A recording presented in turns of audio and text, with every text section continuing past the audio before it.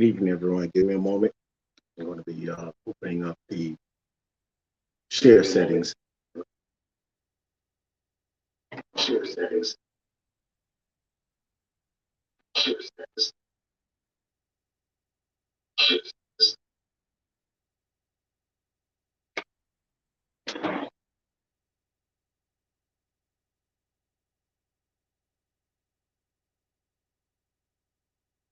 Hope everybody's doing all right tonight. I know there are a lot of people tuning into the fight with Jake Paul. Last week we had the All-Star game, and the week before that, I think we had the Super Bowl. So sometimes I don't stream because of those. There's so much stuff that the internet is saturated with so much content. Sometimes we're working against each other, not intentionally, but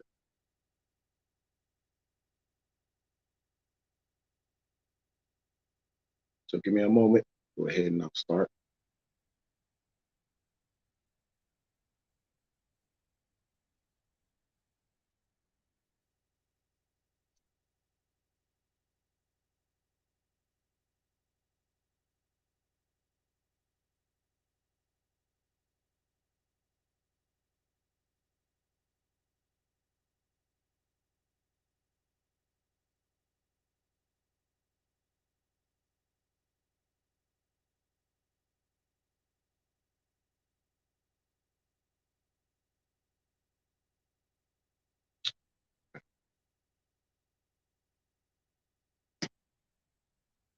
One more second.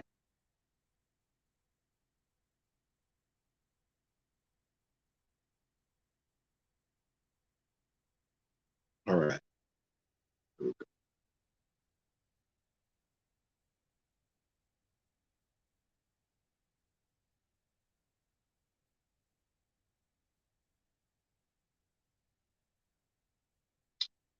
All right.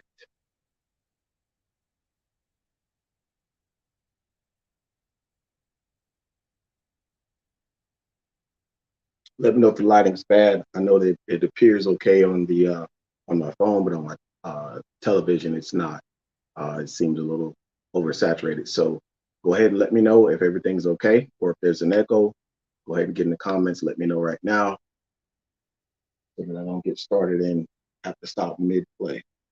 But I want to welcome you all. Right now, welcome you to Police Brutality, the beating of Tyre Nichols, Part 2. We won't talk much in depth about that subject. We're talking about some of the conversations that the incident generated. And one deals with a very negative narrative that we'll attempt to explore. And tonight, you can make as many comments as you like about said narrative. And hopefully this will be only about an hour at the max. Actually timed it about 44 minutes, but I know that we'll probably, because of issues like this, it may go a few minutes over. So let me go ahead and start by saying hello. My name is Anthony. You'll see Panther at the bottom of the screen because this is Panther and Cage. I'm your host tonight. Welcome to Panther and Cage, Police Brutality, the beating of Tyre Nichols, Part 2. This live stream is usually a weekly live stream where we, speak on a variety of topics from a unique Afrocentric perspective. And it's encouraged that the viewing audience comment and participate within this live stream. If you're, if not by your comments, you can participate by joining in a panel-like discussion if you choose that option. Either way, you can contribute to the progressive and relevant discussion if you choose that. If you do choose that option, I would send you a link and we can get you on, and you can actually be in here and have a discussion with me. And it's open game at that point. So my goal is to reveal the points or calls of actions that will cease the perpetuation of social and cultural bigotry. And this is your first time joining us, I want to welcome you. Good evening, and I hope that you are going to enjoy it. Now, the last time we streamed, we reviewed the incident involving Tyre Nichols and the beating that he endured as a victim of police brutality.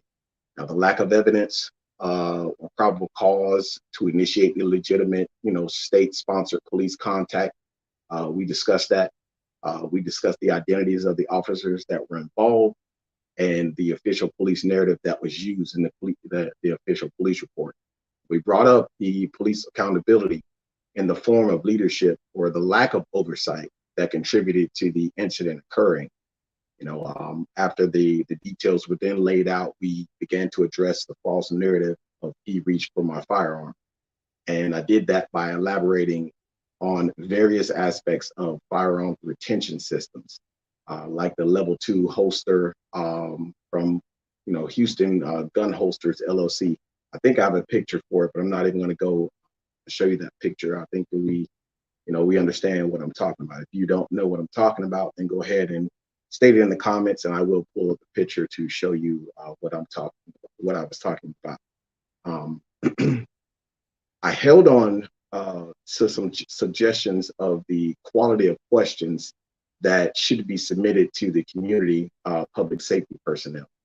And I finally, for relevancy, I concluded that video of the December 22nd, 2022 arrest of someone by the name of Juarez Johnson, referred to as Jay. He was a 23-year-old Cocoa, Florida resident. He was diagnosed with autism. And I offered an explanation of the local demands for transparency. But tonight, we'll just extend the dialogue to the negative narrative that the mainstream media pundits like Jason Whitlock, who is using it to attempt to deflect and to gaslight the public into justifying some of the reasonings for the police brutality that we saw within the Tyre Nichols situation. Now, immediately following the beating of Tyre Nichols, the mainstream media pundits like Tucker Carlson, Ben Shapiro, the guys who speak nationally, the normal guys, Jason Whitlock to include, they spun these alt-right narratives to explain some of the reasonings behind some of the incidents of police brutality occurring. And I'm going to just go ahead and start showing and show you the video here itself. Give me a moment so I can load this up.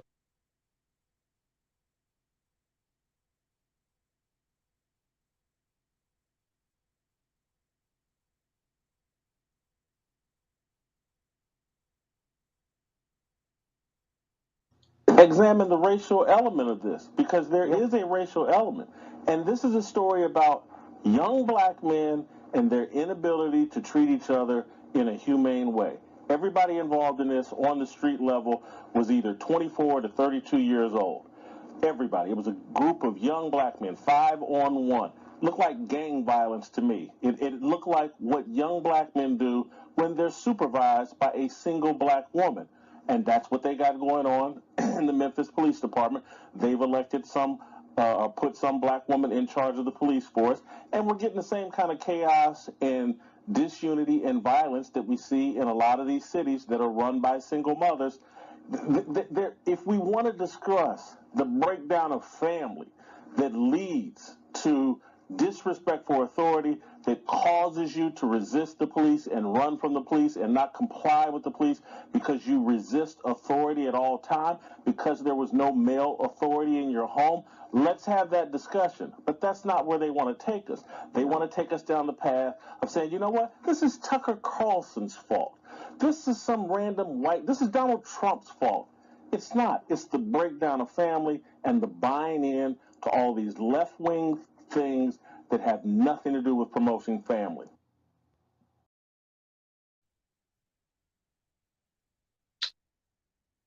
Let me apologize for the stomach churning rhetoric there. I'll apologize for. I had to show you that so that you could see the narrative and understand that, what was put out. And this was immediately following, I think a day after, immediately following when this was announced. Oh, no, this was actually immediate one day after the video was released. Not when it was announced, but when the video was released. Now, I have the words, so we'll break that down. We'll go into discussing it. So let me go ahead and get the banner on the screen so those who have it on mute can actually see what we're talking about.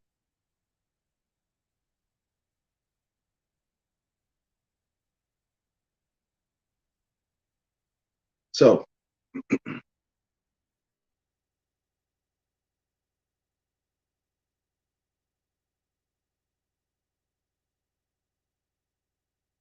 Jason Whitlock told Tucker Carlson to examine the racial element of the brutalization of Tyre Nichols. And I agree that there may be several concerning racial nuances to the incident that involved police brutality. Whitlock says that, you know, this was a story about young black men and the inability to treat each other in a humane way. Now, I disagree with that.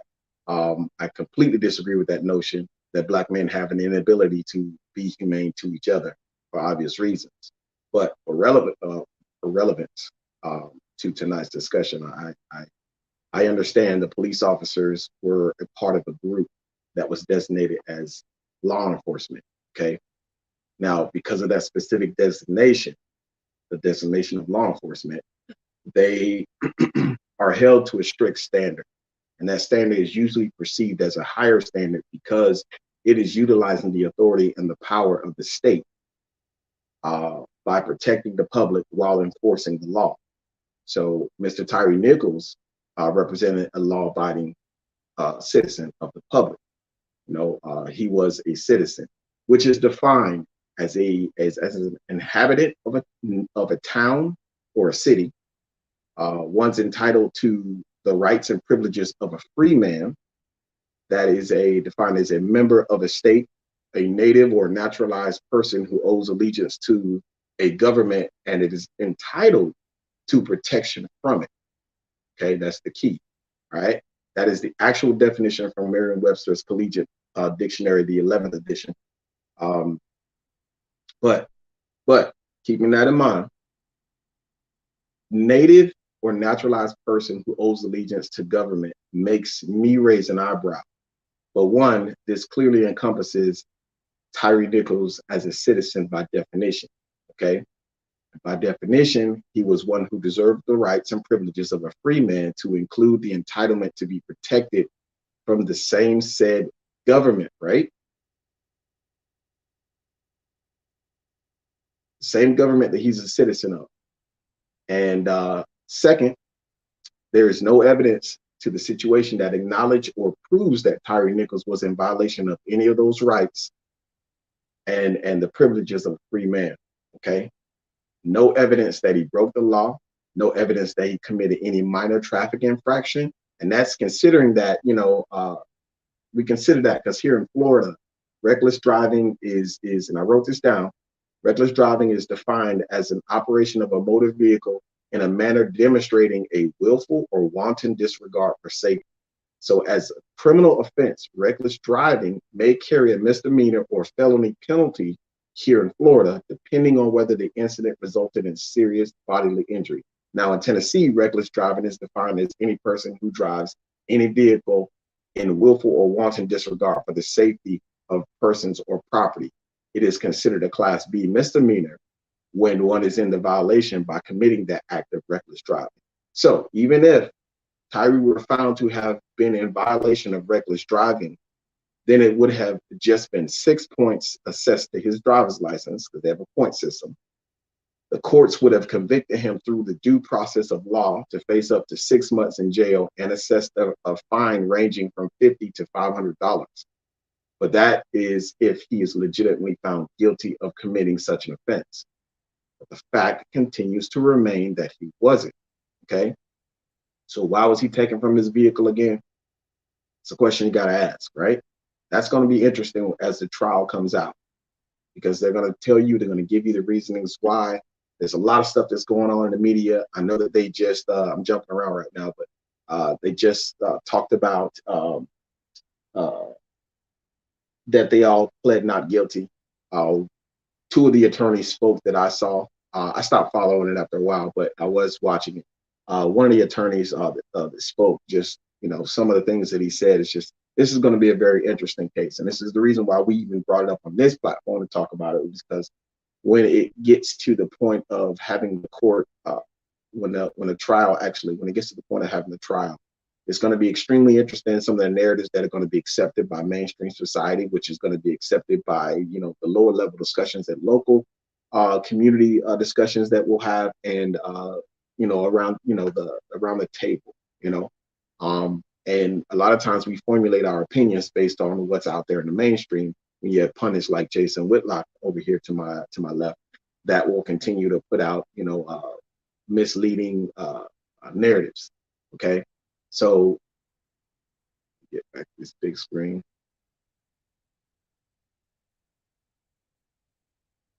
Back up, probably this. All right. So we come right back to the question that has been asked so many times, and also that also means that these officers truly did not have a legitimate authority to retain, detain, or arrest Tyre. Okay. Now, anyone who thinks to argue that point is actually crossing the line or the bounds of just being right. Okay. Because you can't argue resistance to false authority and still be pro-Jewish or pro-Ukraine. I meant to say that. I meant to actually mention that because there are a lot of people who are being very hypocritical when we have this conversation. And then when you bring in other aspects and show that this doesn't cover across, then you start to see some of the holes in the concept. So anyways, like I said, you can't argue resistance to of a false authority. You can't do that and then be pro-Jewish. You can't do that and be Ukraine, pro-Ukrainian. Those 5 officers, they were abusing the law. They were abusing the law that they were sworn to uphold. And that kind of abuse of the law eliminates the legitimacy of authority. Okay, it's a very deep cut discussion that we need to have or talk about. If anybody disagrees with that, I welcome you. Go ahead and get in the comments, bring it up. I'll bring your comment up on screen so everybody knows what we're talking about. Okay, but that kind of abuse eliminates the legitimacy of authority. And we know that because that's one of the reasons why they were terminated, supposedly. Okay. But we still have not discussed that 6th officer in detail. I did last stream, Preston Hemphill, but we didn't discuss him in detail enough to understand that he was only relieved of duty 1 day after the incident occurred. Okay, and he remained in that status while the other officers were fired 2 weeks later. So you can see there's a difference, right? But like I said, that's another heavily speculated conversation. And that's a conversation whether Detective Hemphill was given leniency because he was not involved in the second altercation in regard to the beating of Tyre Nichols. And even if he wasn't involved, even if we believe that because he wasn't involved, because he did not, wasn't able to catch up to Tyre running suspect, there's still a lot of questions that still keep this what they call is this carriage of justice in the realm of suspiciousness. Now, in any case, all those factors definitely change the situation from what Jason Whitlock here perceives as a story about young Black men with the inability to treat each other humanely. It changes that perception because there's a difference between law enforcement officer and a citizen, and that difference is called police powers. Okay.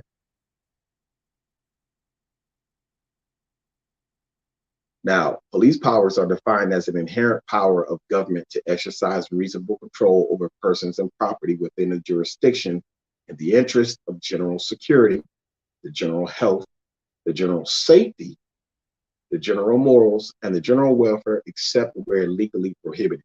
That means that Mr. Nichols was owed protection from those who were not abusing their power and authority to exercise reasonable control over him. Key word to all of that. I know I'm reading off a couple things, but the key word to that was reasonable control, not absolute control. Okay, because there is no freedom in absolute control. Okay, there is no freedom in absolute control.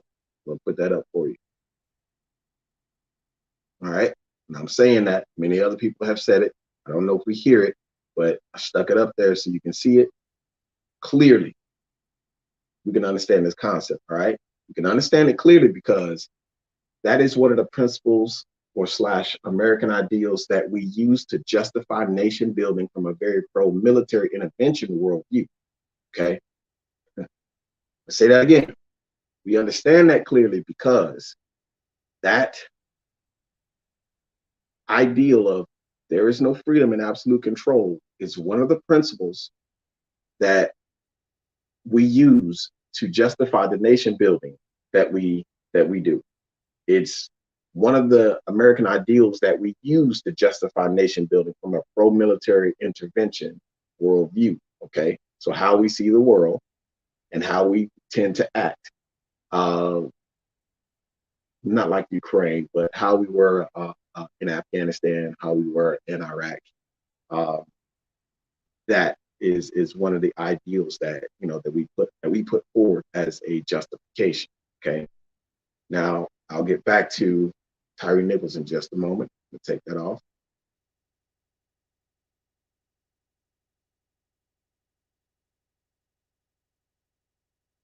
Now, when a person has entrusted, or when a person has been entrusted with power, it's expected that they do not abuse that power. That's pretty simple.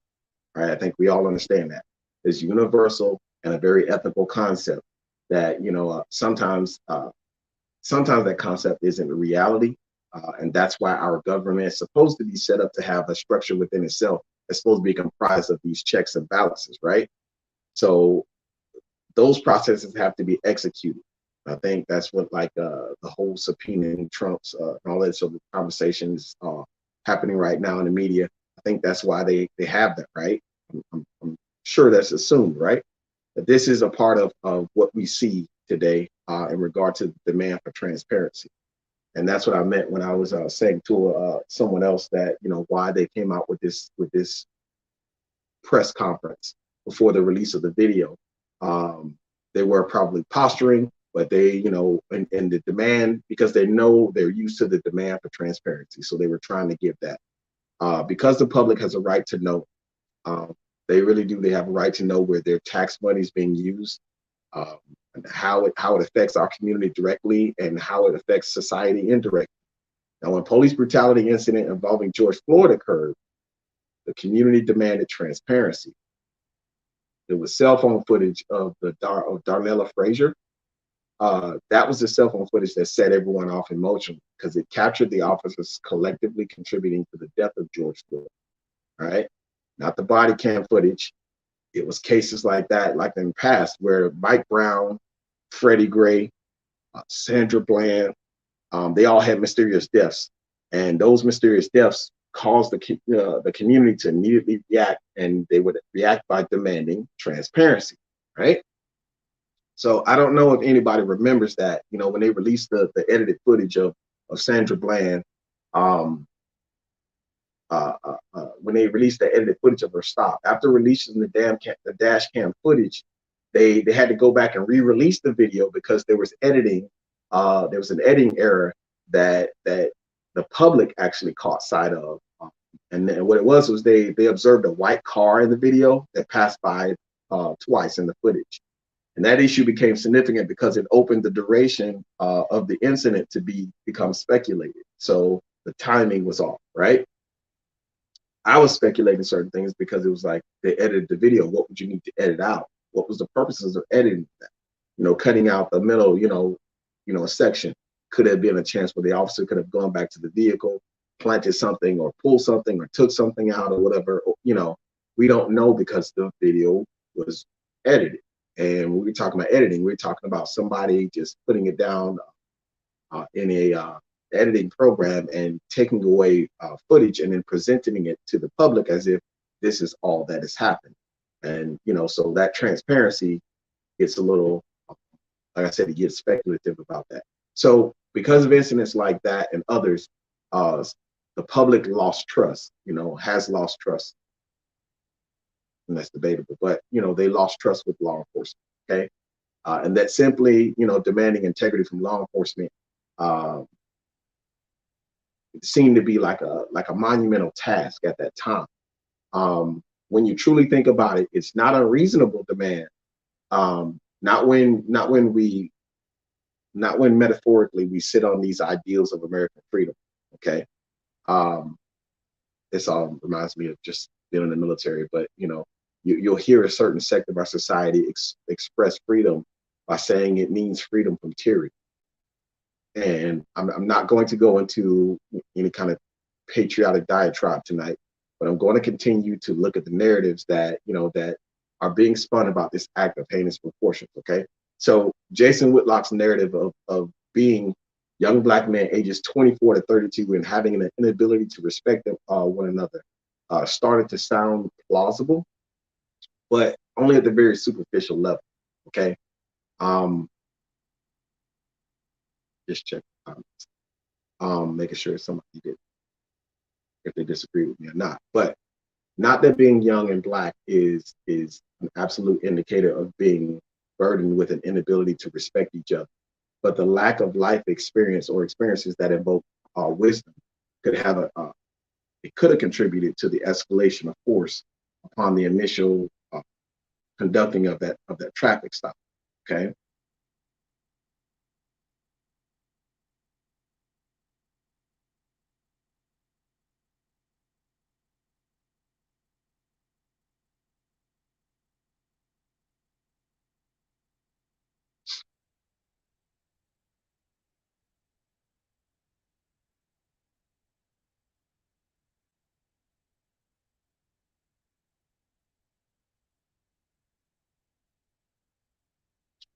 Now, Jason Whitlock said it looked like gang violence to me. It looked like, what young black men do when they're supervised by single black women, and that's what they got going on in the Memphis Police Department.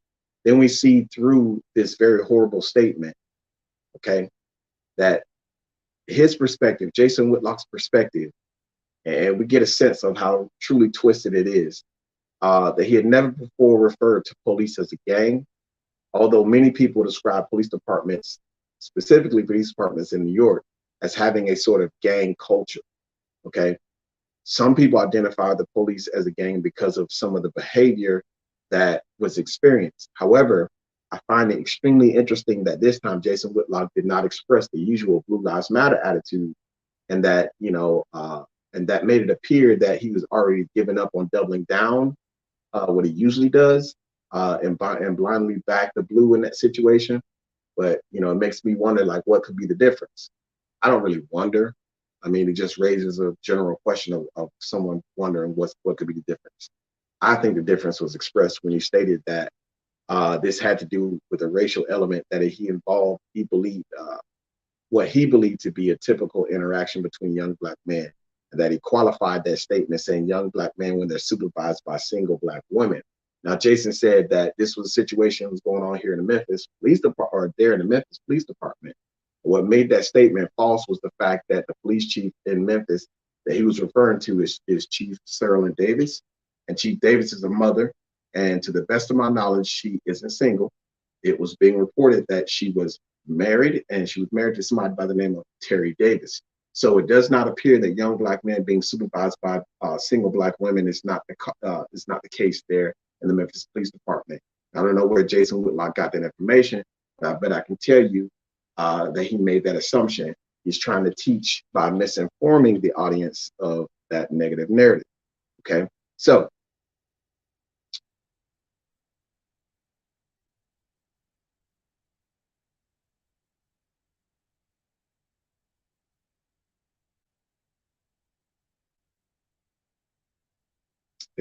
what, too much. Let me see this. All right, so 5-on-1. The other problems with the statement that he stated concerning the behavior of the officers involved in the Tyre Nichols beating was one of the problems. He said it was 5-on-1 gang violence, but in fact it was actually 6-on-1. So instead of 5-on-1, it was actually 6-on. Right, and that one involved a scenario uh, was an that one involved in that scenario was an innocent unarmed man who was fighting for his life. But why did Whitlock exclude the one officer? Could it be because he's only going off the initial reports of the 5 black officers being fired? Could it be because the 6th officer was observed by the Sky Cop camera that was located on the corner from the image you saw previously, the corner of Castlegate and Bear Creek Road? Could it have anything to do with the one officer that Whitlock, excluded? Could it be because that one officer was white? A statement about young black men exercising typical interpersonal violent behavior wasn't inclusive of the one white officer, making his statement biased. It excluded that officer, Detective Preston Hemphill, from the entire incident.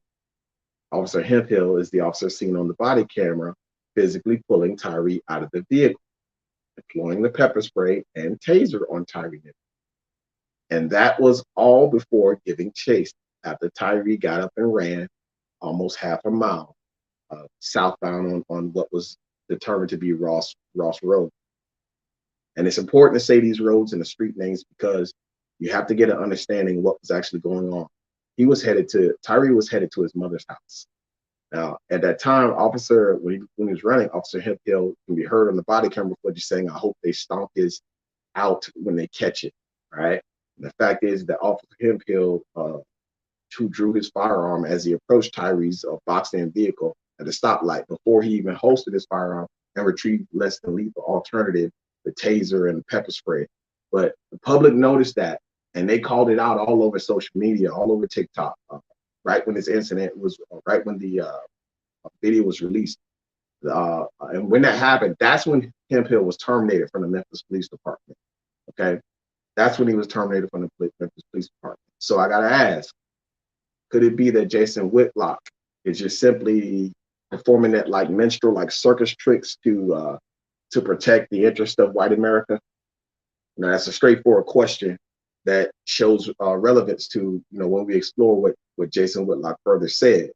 He said they elected some black woman, right, in charge of the police force, and we're getting the same kind of chaos and disunity and violence that we see in lots of the cities that are run by single mothers. So he just straight was going out all out on single mothers. Okay, make no mistake about it. He was straight going all out on single mothers. Okay.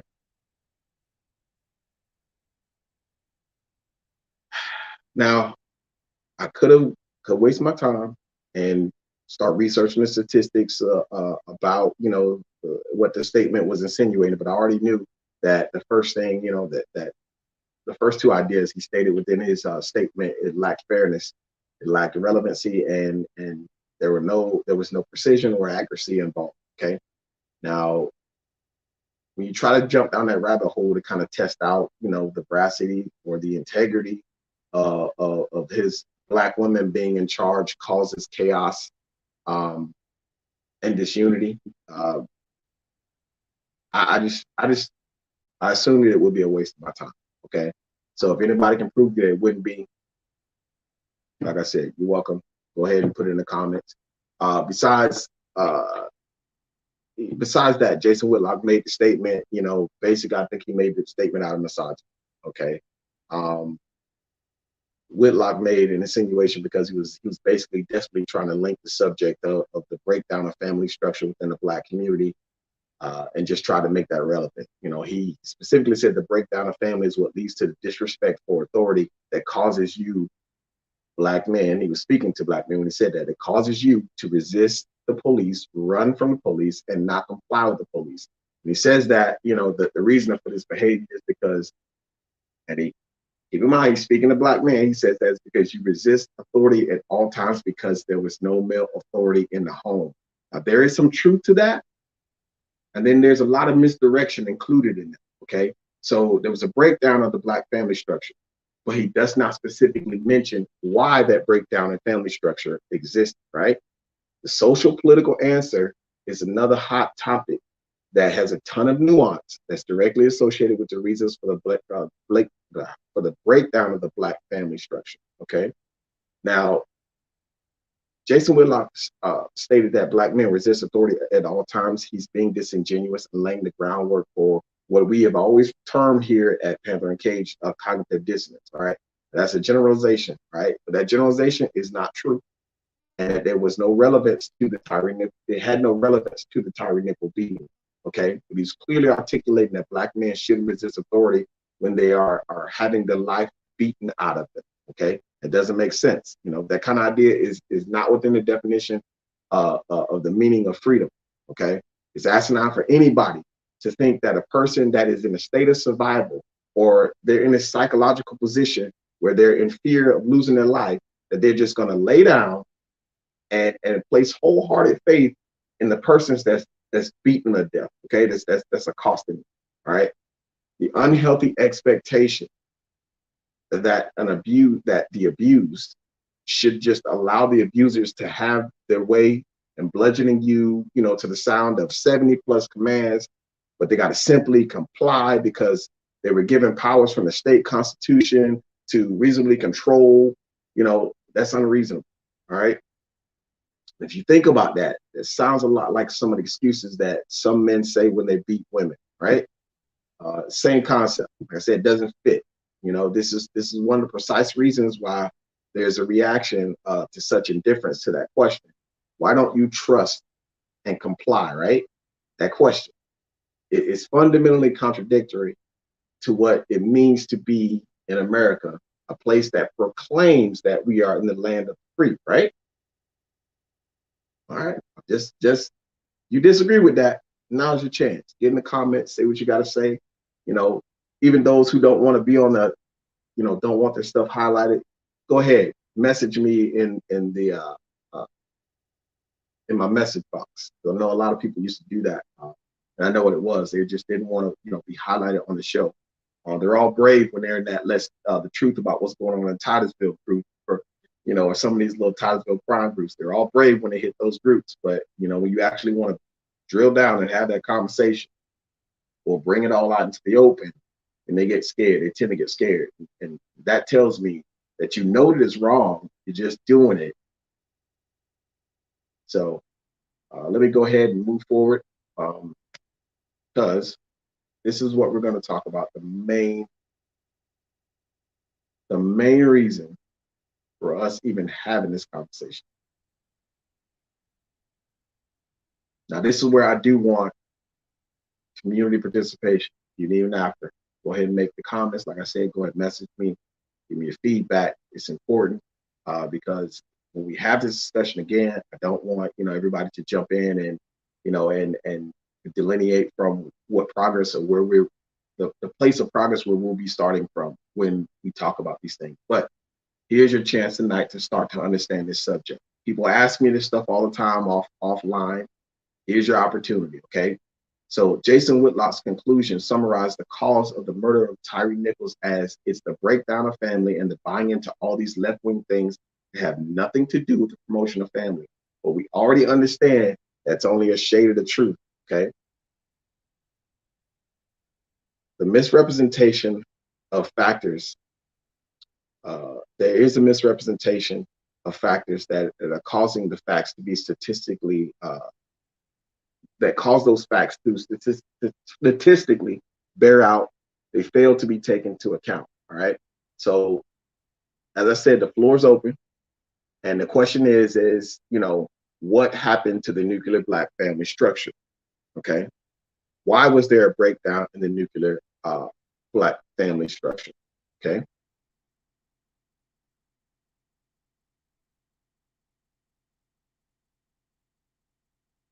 Just checking the comments there. All right. The Black family is traditionally defined as a Black family consisting of a Black mother, a Black father in their first time marriage, and it also included their children. Now, the nuclear family is a term that is referred to as the traditional American family. The nuclear family was perceived as the building block of the community or normalized as a basic unit of society. Now, the nuance of all of this is that when we discuss the traditional American family, we are not talking about the traditional Black African American family. I say that because the traditional Black African American family is still relatively young concept for America. And that is because of the torrid history associated to chattel slavery. Okay. Now, I know a lot of people hate hearing that. Let's get through it. Okay. It was written, it was within that particular institution that families were intentionally broken up and sold off as a method of psychological control and insurance against the potential for slave rebellions. Say that again, all right? The torrid history, okay? Within that peculiar institution of chattel slavery, families were intentionally broken up and sold off as a method of psychological control, and it acted as insurance against the potential for slave rebellions, right?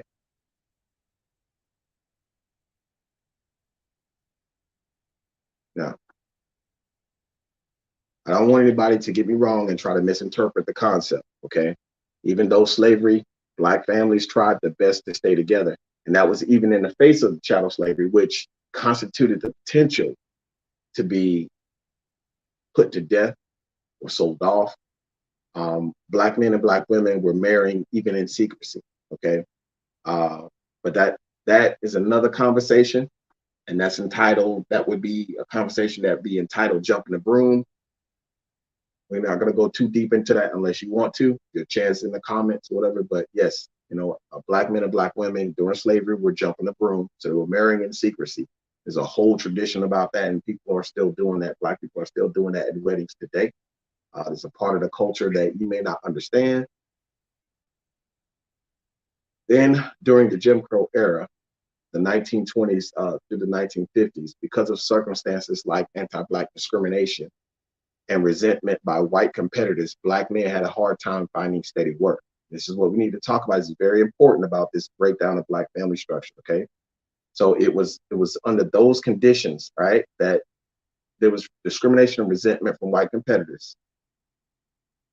It was under those conditions that the Black woman continued to thrive and remain a major part of the unskilled or semi-skilled workforce in the South, possibly even in the North. Just, this information came directly from a book that is associated to a lot of things dealing with Black history here in Florida. Okay, so that's where I live. That's where we are. So I'm just going to say, in Florida, Black women, they still thrived, even though there was a lot of discrimination and racial resentment by white society in Florida. Black women still thrive. They were, and they still kind of like today when they talk about, Black women are smarter and they this and that. They talk about all the successes that Black women have. That didn't seem to change, but you have to start understanding why that happened. Okay. Now, Black African, and you'll see me often refer to Black people as Black people, and then or you see me refer to them as African American. There's a lot to that. That term, I even put a hyphen in it sometimes because some people will say we weren't, that's not who we are. There's a big issue with that. We just saw some of it, it's happened over on TikTok, but there's a lot of people who are having that conversation. So I have not had that conversation yet. So for the purposes, I'm still identifying African Americans as Black or Black African American, right? So Black African American women performed essentially the same labor as they always had, even during slavery, right? Racism and discrimination limited employment opportunities outside of the agricultural, the domestic, and the personal service. Thus, they continued the long-standing pattern of relegating Black women to the more menial, lower paid, and heavier and more hazardous jobs. Okay? Think about that. Now, I'll say this again. Racism and discrimination limited the employment opportunities outside of agricultural, domestic, and personal service. Thus, they continue the long-standing pattern of relegating Black women to the more menial, more lower paid, the heavier and more hazardous jobs. That's the history, social studies, and economics, all in one factual sentence, okay? Now, it opens the door for the need for a deeper analysis than the superficial summation that we kind of get, in the public school system that they're teaching, okay? Black women undertook a man's share in the field and the nurturer's part in the home. Okay, so they work alongside their husbands as farmers and sharecroppers, or as domestic cooks and personal servants for whites. But after that very long and exhausting day, whether they were working in the field or in someone else's house, they returned to their own homes to do the washing, to do the sewing, the cooking, cleaning, and the nurturing. All of that, which was previously said, is stated so that you all can understand the historical conditions of the Black community, okay? So that you understand that from African origin through slavery and up to the late 1960s, The reverence for family more than deeply existed within the Black community. Okay. It's always been about the promotion of family. Okay. However, it's kind of hard for society to understand that because of oppression. It's hard for society to understand that because they make assumptions and there's misconceptions that they accept, and there are lies that are just straight up proliferated throughout the media. And that's from the minstrels to literature that was based in pseudoscience. It's hard for society to understand because the statements and the false narratives that are perpetuated on a consistent basis. America has become diluted and out of touch with how dehumanizing this rhetoric can be. Okay, that's why Jason Whitlock's allowed to stand on this platform and say that, and nobody say anything. Nobody, check in, and it's just like, and it continues. And this is how it affects society. But let me give you some examples. When George Floyd was in the process of losing his life, he cried out for his mom. Now, the family member that he was introduced to, upon his entrance into or his coming into this world, right? That was showing family, right? Now, when Tyre Nichols jumped up and started running, he was trying to get back home. Sounds like he sought out safety in his family, right? And just like George Floyd, Tyre had been screaming out for his mother. And when you find out that he was running home, he was caught and he was restrained. He was only 397 feet from his mom's house, okay? So when you realize that, you understand that he was truly afraid and he was seeking reprieve, okay? He was seeking reprieve in the arms of his mother, all right? That's who he was looking for. That's why he was crying out. That's what he was trying to do, was trying to get back home. All while these officers were threatening to tear his arm off. Tyre was crying out for his mom. That's his family, okay? So let nobody sit and keep talking to you like Jason Whitlock, his assertions, this irresponsible. He keeps, putting out a narrative. He and others will use these narratives or whatever to formulate, the basis of their discussions, of their platform.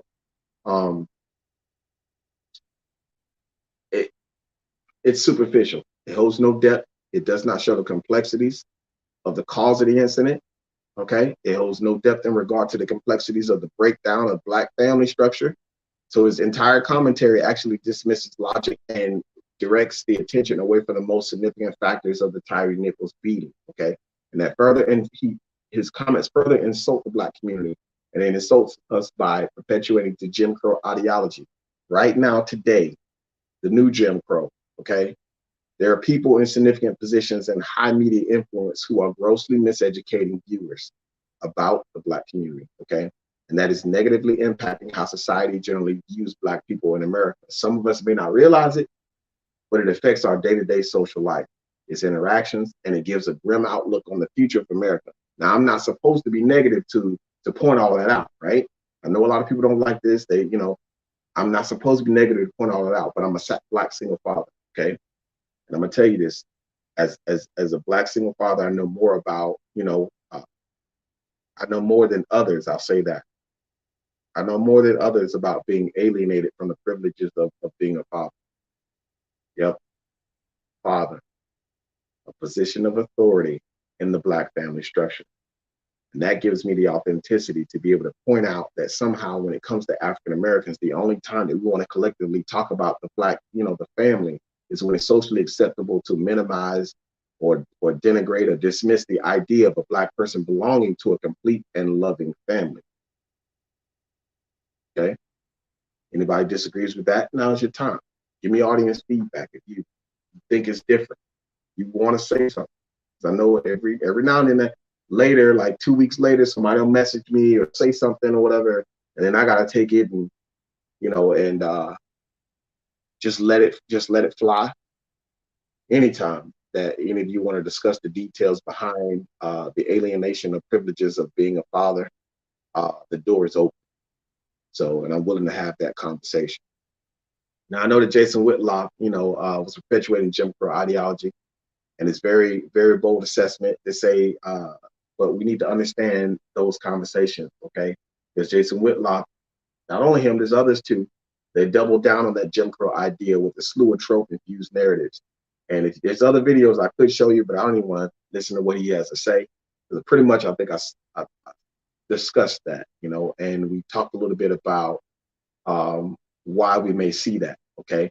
One of the reasons why I believe that was that he made this narrative was because he wanted to, I want to say, he wanted to get us away from talking about what we were talking about, and that's going to deal with.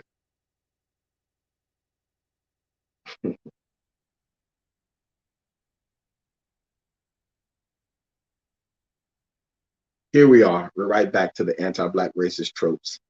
Um, Instead of continuing to explore the misdirection of what was the anti-Semitism, and that was the mainstream conversation, not even 6 weeks ago. Okay. Now, the commentators for Comedy Hype had a very interesting conversation too regarding the comments that were made by Jason Whitlock. So I think I'll place that in a link for you after I get done streaming. But I'm going to show you a video real quick of that in addition to that, so that we see, you'll see that, and then you'll see a video with a woman by the name of Shanika Michelle.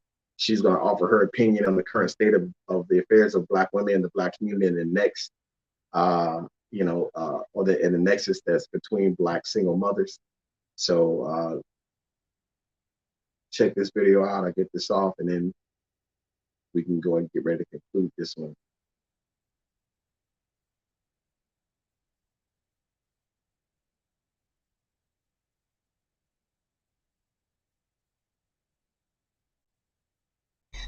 What I'm realizing is that women, especially Black women, are a special kind of stupid. Now, I'm told that they're educated far greater than Black men, but you have to be crazy to decide, I don't need a man. And you know what? I'm still going to have children, but in order to take care of this child, I'm going to go out and work 8 to 10 hours a day. And then when I get home, I'm going to be too tired to actually parent. So I'm going to let my children be raised by TV and social media. And so then you have your daughter thotting on the gram, and then your son being this thug. But hey, I'm educated and I'm smart, and I get to celebrate Mother's Day and Father's Day. No, what you are is an educated fool, because who in their right mind would decide that they want to go against the very nature of a woman and the reason why God put us on this earth?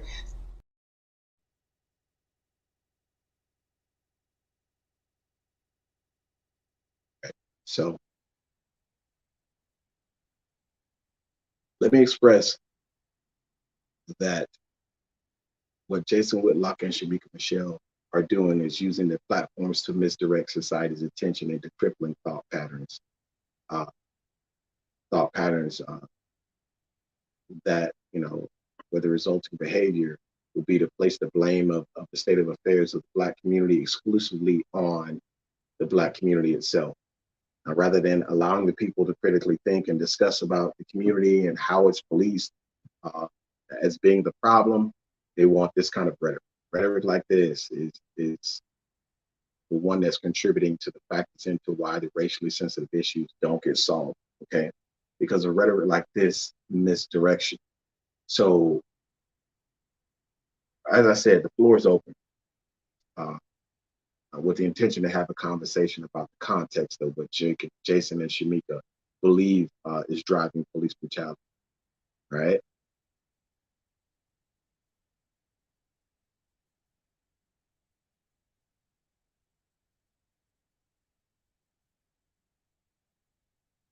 Or anybody can just, have the candid conversation about specifically about Black single mothers.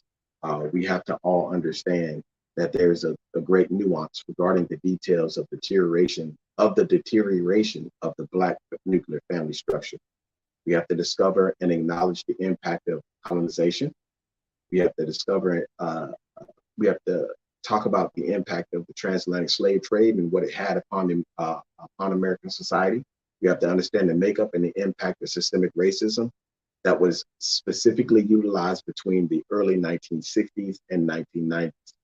And that will talk about the lasting effects of Jim Crow culture, to include integration, housing discrimination, deindustrialization, and the effects associated with the resolutions that, that were affirmative action institutions like child support, Section 8, and we even have to talk about divorce, plain out simple divorce. All of those are lengthy subjects that we can't cover tonight. Um, and I'll give you an example because I know that was a lot, but let me give you an example. So my daughter um, is currently studying the civil rights movement in high school right now. Okay, and the high school that she's studying this in, uh, there's some slides that do have some information, but it's not as thorough as I think it should be. Um, but I was trying to discuss just one thing out of all of the stuff that she was reviewing with. And one of those things was integration. So when I say that in order for we start talking about Black single mothers and start hanging this, responsibility of all, of everything that's going wrong in society on them, we have to understand some of the nuances. And one of the nuances was like I said, the integration, right? So as I said, there's several things. I said the effects of Jim Crow culture to include integration, housing discrimination, deindustrialization. But let's talk about integration of all the things I said. Let's just use the integration for example. So I explained to her about integration, how it happened, when it was signed, when it actually happened. It took years before it was starting to be enforced. We talked about John F. Kennedy and how he wisely used the National Guard and the U.S. Marshal in a certain way to stop them from blocking this little Black girl by the name of Ruby Bridges from getting into school. Um, I think I told her about he had the U.S. Marshal there to threaten to arrest Governor Wallace, who so much not Rick, but Ron DeSantis reminds me of Governor Wallace. If you don't know who that is, look him up. But John F. Kennedy used the U.S. Marshals to threaten to have him arrested, and this was all to stop Ruby Bridges, a little Black girl, from going to school. And when we talked about this, I tried to explain to my daughter. I said, now, even though the law stated that that integration was to happen, that they were supposed to enforce integration, Ruby Bridges went into the school. But if you watch one of her interviews where she talks about how she wasn't with the kids in the classroom, she was in a room and she had a teacher. And then outside the room, she said she heard, the laughter of kids playing, other kids and stuff like that. So that was what I was explaining to my daughter, is that even though, racism had its play to where there was integration, even though not racism had its play, but that the Civil Rights Act and these things where integration was put into place and whatnot, it still had a negative effect in certain ways, like with Ruby Bridges. She wasn't actually in the class. She was in a room where she was hearing the kids play outside. So that wasn't like integration, So we have to understand that, just because a lot of people say, well, this was signed into law, the Civil Rights Act or whatever, and everything's fine, racism is ended. No, you have to actually understand what was actually occurring. You have to talk about the nuance, the complexity of the situation, right? And we have to talk about the various ideas that, that are out there in regard to the nuclear family, okay? And one idea discusses the African culture as a polygamous culture, and that, the accepting of the nuclear family structure was a negative effect that resulted in that was a result of European colonialism. And I'm not ready to really have that conversation. And if you haven't noticed, I stay away from the relationship issues, and that's because there's a sense of there's this tense environment that's surrounding the dating in the Black community today. And I'll give you an example to that. If I were to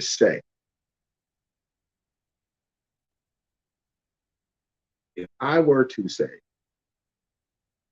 Kevin Samuels, just saying Kevin Samuels, it would bring great strife and anxiety to a lot of Black women. Okay, and that's not our goal on this platform. Okay, but I do want to point out that a lot of the discussions that were had on the late Kevin Samuels show indirectly dealt with some of the issues that we are covering tonight. It did deal with the breakdown of family structure very often. There are ideas that are out there that use statistics like almost 70% of Black children are born to single mothers. And that's used to say that Black fathers are irresponsible because they're making babies and just leaving their mothers. And I say Black fathers because the statistic says 70% of Black children. And that means that they're Black fathers because you can't get a Black child from a white father. But I'll refrain from getting into any of this scientific facts without providing context, because that takes to another conversation. But that's just to give you an example of just how stating that statistic, okay, without providing the appropriate context, perpetuates racism. Right? It is a statistic. I'm having trouble with that word tonight. That statistic is a statistic that most users are intentionally relying on the concept of racism de facto to invoke the socially accepted discriminatory reaction. Now, you know, I personally, I hear that, you know, this whole rhetoric of they're trying to divide us. I always hear that commentary quite often, and it comes from the same people who spout that kind of statistic, using it as if that statistic provides all the context within itself. We've had this conversation several times about that, but I say it then, I say it now, that it's disingenuous. It's a disingenuous act because there's so much misinterpretation that's occurring regarding the entire subject. Okay. Now, I know that statistic is used to perpetuate racism in regard to interracial dating, right? I know that because it happened to me. And I'm sure it's happened to other Black men who have dated white women. Okay. That's a whole nother subject. But that statistic, again, or something similar to it, was used to infer that Black men don't want to be fathers. And in fact, that comment was perpetuated upon the initial discussions that Willie Taylor was having in regard to some of the biggest problems in the Black community here in Brevard County. Okay.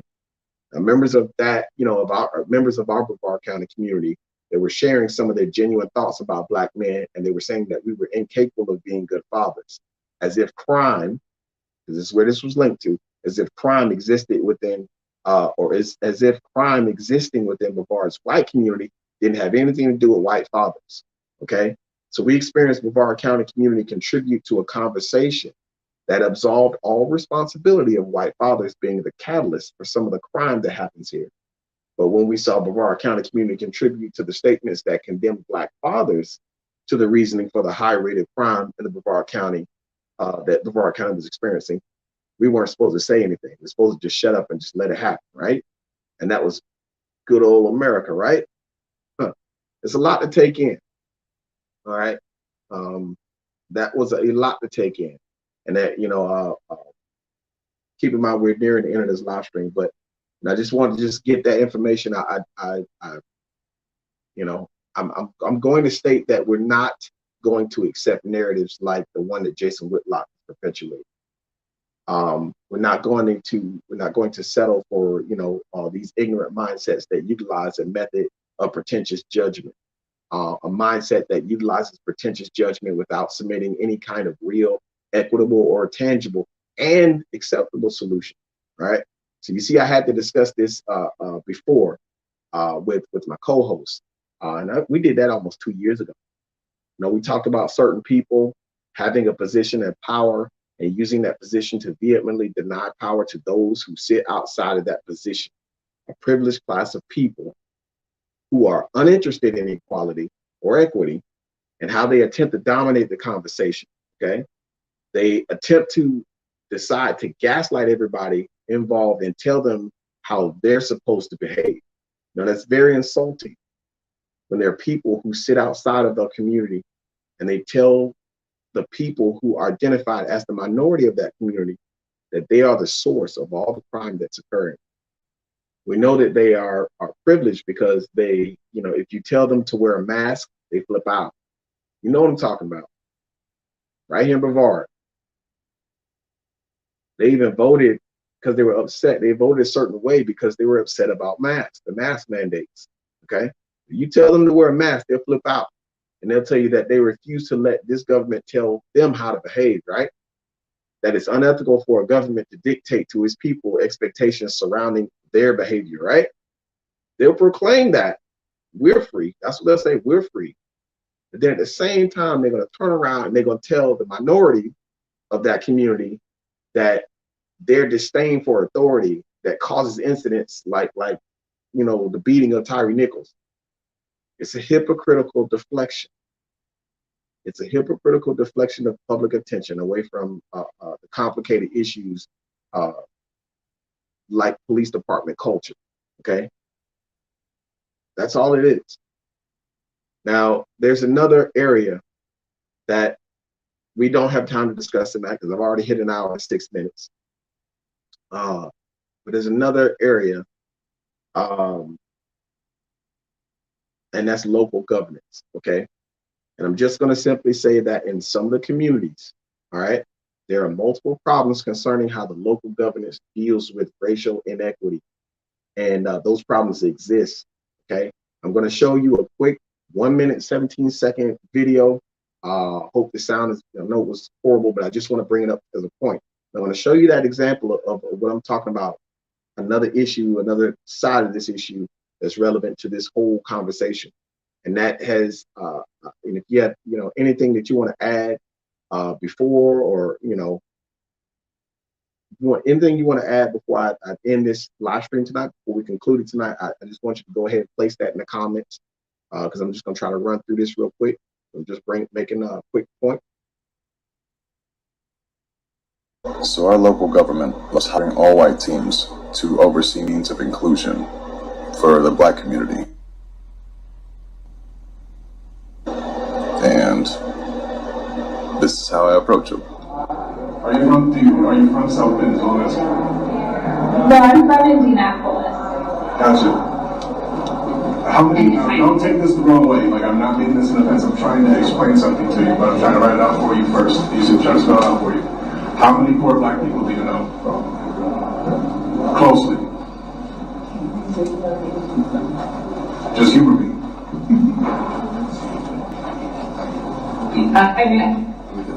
Go ahead. I was just going to say close personal family friends.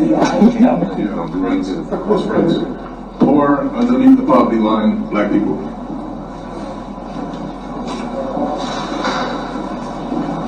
The point that I'm making is that you guys are trying to represent the equity of black people for this, and you guys don't even know any black people, let alone the culture of South Bend. And you have now one black person on your team to help you.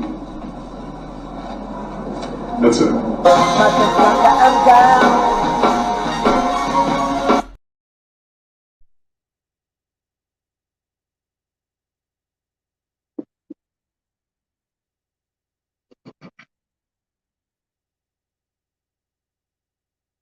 Now, what you saw there is one of the issues that I see play out across the board. And yes, this does happen to a certain degree in Brevard County. Not exactly what was happening with his video, with his situation, but what I mean by solving means of, because his video dealt with solving means of inclusion without involving black community members. Okay. Now, what I do see in our community is that we only, we'll solve means of inclusion, but they're only including disconnected members of the black community. Okay. I know that's controversial. You want to go ahead and debate me on that? Sure. You know what you do. You know what to do. Welcome to get in the comments and say it. But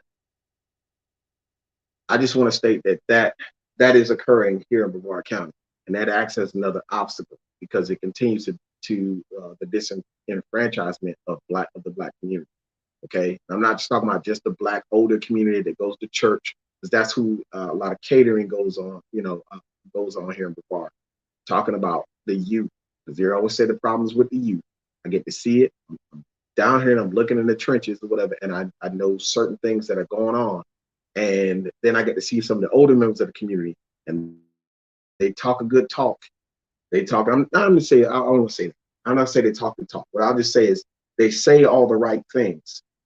But when it comes to filtering down and getting to the community, I just had that very long, maybe 20-minute discussion with the friend of mine about some of the advice that was given to students about, remaining quiet and being silent.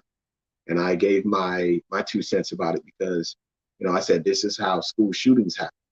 Because, what they don't understand is that this bullying stuff starts at the elementary school level. Okay.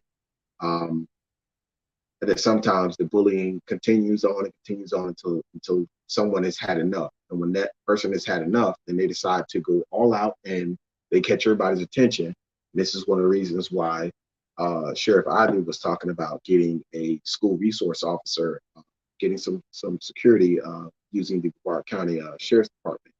So I watched as certain schools started to change their security setup, the fences, the kind of things that, the check out, check in procedures and stuff like that.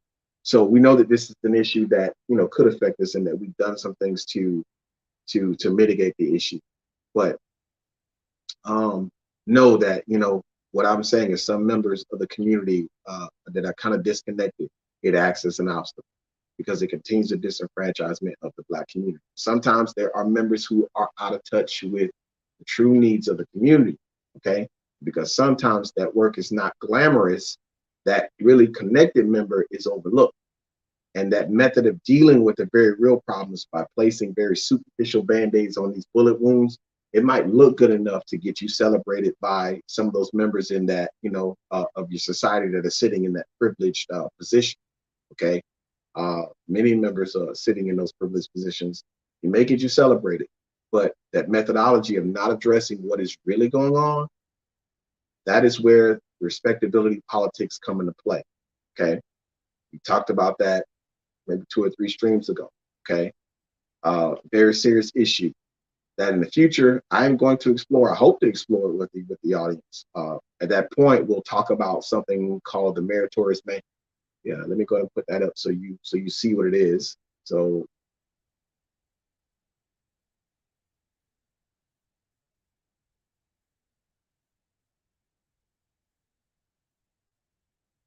all right.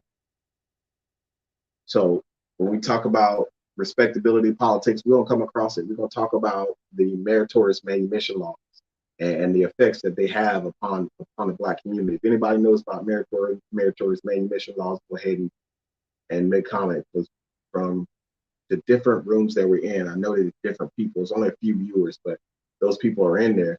So go ahead and make your comment now. Tell me if you know about the meritorious manumission laws, because when I bring this out, I know this is going to be a touchy subject.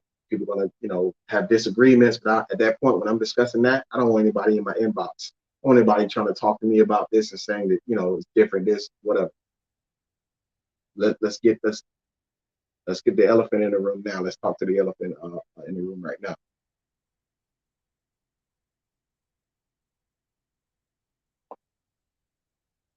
Oh, no, sorry.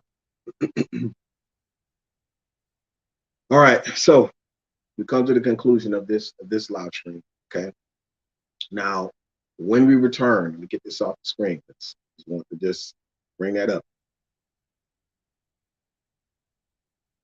When we return, okay, it's my intention to finally give a response to an individual who accused me and my co-host of being Black supremacists. He perpetuated that my post informing the community about Dreptomania was a trivial concept, okay? He stated that, that should only be posted during something like Black History Month, basically. Like Black history was created by Carter G. Woodson just, as the only time we're supposed to celebrate. Let me go ahead and say it like this way. Black History Month was created by Carter G. Woodson to celebrate Black history or celebrate the history of Black people in America. And he did this around 1915 so that the Black African Americans, who were called many different names again back then, so that they could celebrate, so that they could expand upon the celebration of the contribution and the great achievements of Black intellectuals in America. It was not created, Black History Month was not created so that we could share significant contributions and great achievements of Black intellectuals in America only during that month, okay? Some people out there still believe that, all right? I intend on directly responding when we come back, when we return to that dissident, about Black Americans celebrating Juneteenth. He didn't feel, he believed that Black African Americans should not celebrate Juneteenth, but that Black African Americans should be celebrating December 6th, because as that December 6th date, December 6th, 1865, it marks the ratification of the 13th Amendment. And when I respond to that, I just want people to understand that was an example of how sick the mentality of some people who concern themselves with the behavior of Black African Americans. And then I hope to put my efforts towards the completion of the Irish diaspora in time for St. Patrick's Day. Because that's going to be a very lengthy presentation. And I hope to have my co-host Cage, I hope to have him return briefly with another opportunity to be able to share our platform with someone who's interested in contributing to, the conversation. Now, that's going to conclude our live stream tonight. I just want to say this before I go. It was my intention, okay, tonight to clear the air about the casual use of racist narratives in the mainstream media. Okay, many people will believe that they do not have an effect on those. That they think that those don't have an effect. So many people believe that that these kind of narratives, that they don't have an effect. But those are people who are truly emotionally unintelligent and not emotionally intelligent enough to understand the depth of culture. They don't understand how culture is driven, how it's influenced and driven with a lot of superficial thinking. Okay, I just want to say thank you to everybody who did tune in tonight. I know these concepts are not, they're not easy. Right? The subjects of these live streams are not easy to cover, and they aren't for glam and they aren't for fame.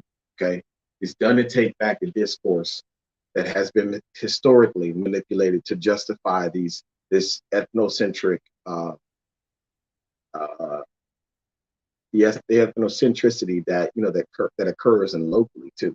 Okay, so in order to take this discourse back, in order to get it back on the right track, in order to get these individuals to have the real conversation instead of saying, oh, that if we would have had that, George Floyd would be alive today. No. I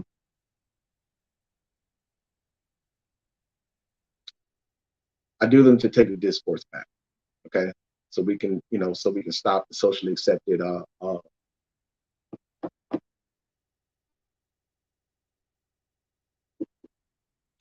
racism that occurs today, okay? So if I don't see any of the comments or anything, I bid you guys good night. I wish you guys love, peace, and may the Most High guide your path.